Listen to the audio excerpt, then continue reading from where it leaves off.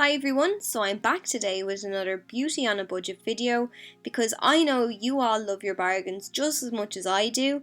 I created this entire look with Makeup Revolution products for £19.48p or €26.67.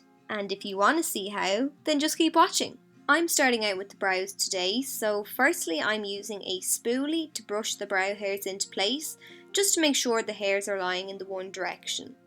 I'm then going in with the middle shade in this brow kit and I'm defining along the base of my brow. I won't go into too much detail with regard to filling in the brows as I've already uploaded a video on how I fill them in using a powder product like this one, so I'll leave that below for you to check out. Now I'm feathering the colour up from that line, so I like to use long strokes first to apply the powder from a little bit before the arch of the brow down to the tail. When I have the majority of the product off my brush, I flick my brush up through the hairs at the beginning of the brow to get a softer, more natural appearance. I'm prepping the eyes now with the Focus and Fix Eye Primer. This product is nice and creamy, so it blends very easily into the skin. I'm using this anywhere that I'll be applying eyeshadow to ensure that the shadows last and last.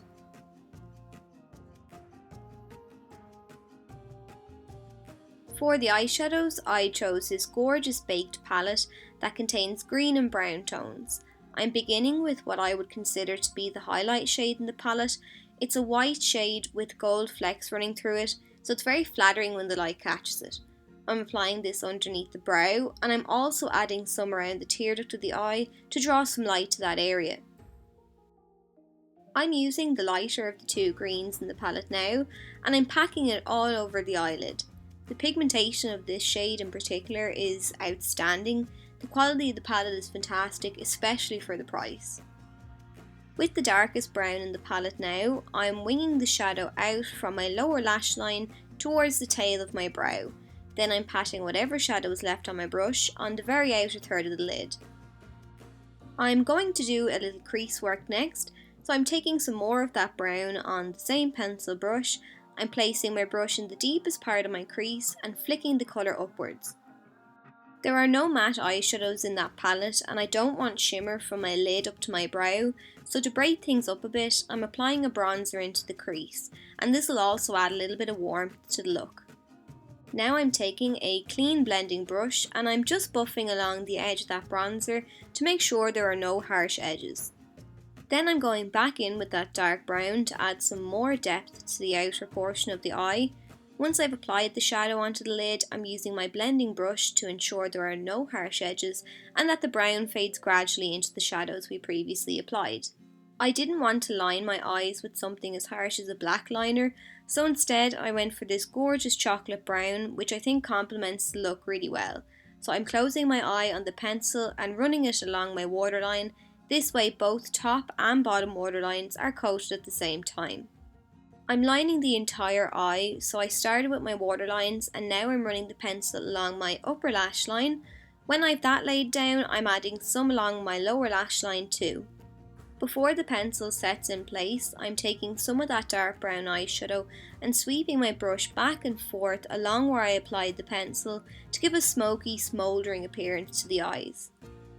Then, with an angled brush, I'm using the same green we applied on the lid and I'm pressing it down along the lower lash line.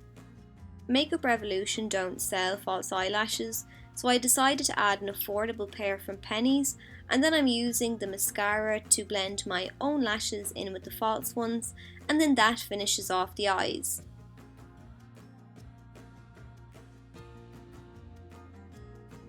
Moving on to the face now, I'm taking the Matte Effect foundation, and this is where I had a little setback. So firstly, the foundation is classed as a matte finish. I disagree. You can see that it leaves a dewy appearance to the skin.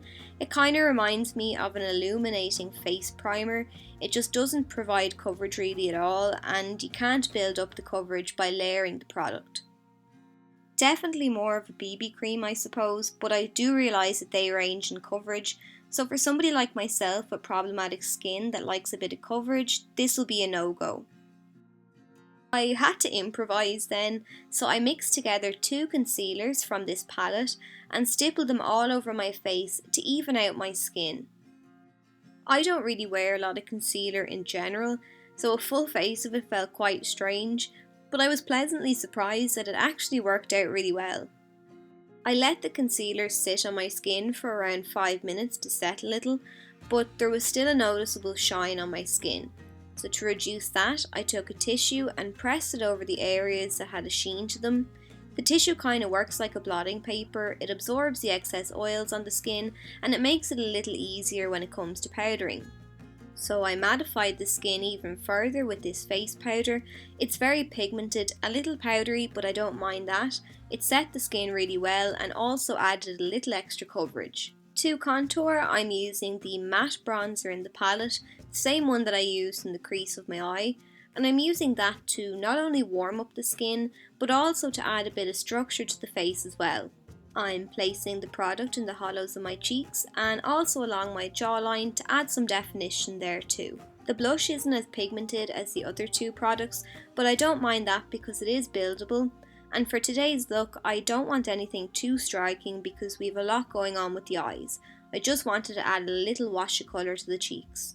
Finally, for the skin, I'm highlighting along the tops of my cheekbones, and this product was a nice change for me as I usually opt for a golden toned highlighter. For the lips, again like the cheeks, I wanted to keep things kind of toned down, so I went for a neutral shade. At first I thought this was a matte lipstick, and because my lips are very dry at the minute, I decided to apply a little and blend it out with a lip brush, but the lipstick is actually quite creamy and very comfortable to wear. And that's it. So I hope you enjoyed this video, and if you have any other budget brands that you want me to feature, let me know and I'll do my best. Thanks so much for watching. Don't forget to like, leave a comment and subscribe if you haven't already, and I'll see you in my next video.